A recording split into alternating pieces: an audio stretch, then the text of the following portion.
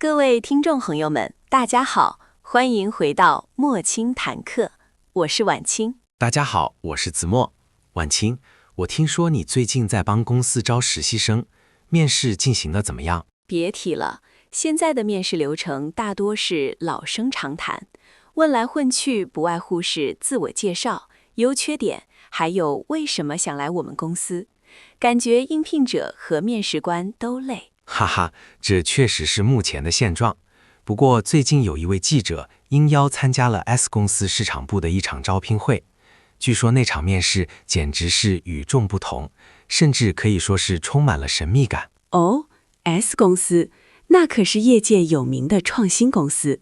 快跟我说说，这场招聘会到底有什么特别的？这场面试一共分成了6个环节，第一环节竟然是最简单的自我介绍。但面试官在大家都介绍完后，问了一个让所有人措手不及的问题。难道不是问专业技能？他问了什么？他问，刚才大家都介绍完了，谁还记得其中3个应聘者的名字？天哪，这招太狠了！大家平时面试时，大多一心想着如何把自己介绍得更出色、更吸睛，谁会去管竞争对手叫什么名字呀？没错，这就是考验的开始。全场20多个人，只有2个人能报出3个名字。这个环节的关键就是在看你是否具备观察全局的素质。这确实不是那种老生常谈的问题。那接下来呢？第2环节是组建团队，大家被分成2组，第一组有男有女，第2组则是清一色的男生。他们要在规定时间内定出队名、队歌和口号。听起来像是在玩游戏。没错。第一组非常忘我的投入，大家聚在一起探讨方案。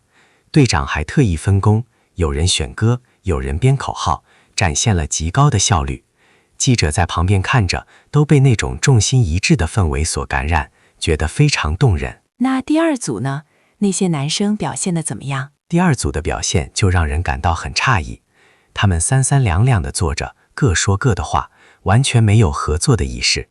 他们似乎把面试官要求的团队合作给抛到九霄云外去了。在这种竞争压力下，很多人确实会忘记合作才是最重要的。最精彩的细节来了，面试官在第1组排练时拿出了一张残缺的红纸，问谁发现这张纸缺了一个角。这又是什么坑？有人说注意到了，是因为面试官刚才撕掉的。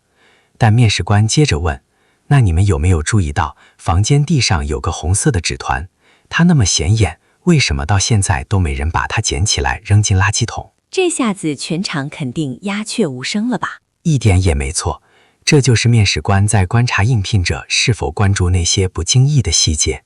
在 S 公司看来，这些细节往往关系到一个人的工作态度，甚至能决定他的命运。听得我都紧张了。那第3个环节又是什么？第3环节是安排团队分工。面试官收走了所有的纸，在黑板上写了2句话：资源是有限的，资源是无限的。这句话好有哲理，他是想表达什么？他是在考验大家在资源匮乏的情况下，如何快速做出决策。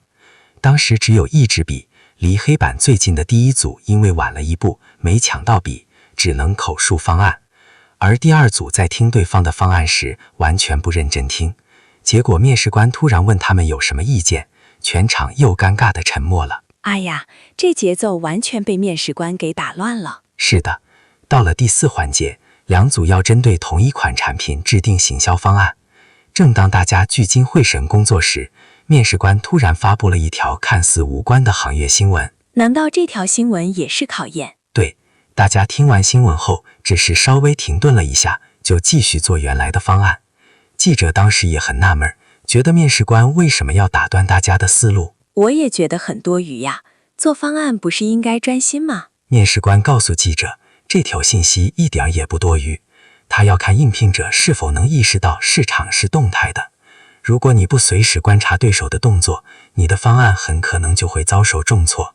2组应聘者就像是犹如在战场上的将士，只顾埋头拉车，不看抬头看路。我现在是真的佩服这位面试官了，他把一场面试变成了一场充满智慧的考验。没错，最后到了中午12点，面试官宣布休息，但私下却吩咐工作人员不准给应聘者提供水，还要让他们一直等。这是在测试耐压能力和情绪稳定度吧？是的，直到下午2点半才开始逐一面谈。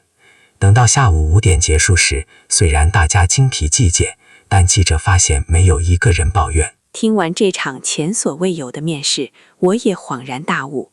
真正的优秀不仅是专业能力，更是一个人的人格魅力和全局观。有个应聘者走之前跟记者说，虽然不知道能不能拿到职位，但这场经历让他收获巨大，还交到了很多朋友。这就是这场特别面试的意义吧。好了，今天的分享就到这里，感谢大家的收听。如果你也有过什么奇妙的面试经历，欢迎在评论区告诉我们。我们下期再见。下期再见。